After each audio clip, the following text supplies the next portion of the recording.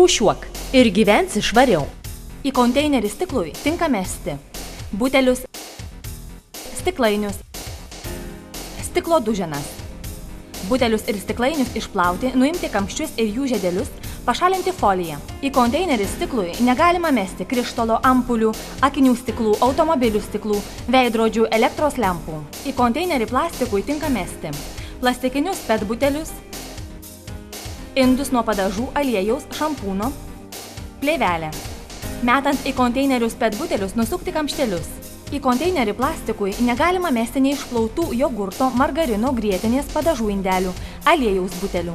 Į konteinerį popieriui tinka mesti laikraščius, žurnalus, popierių, kartoną.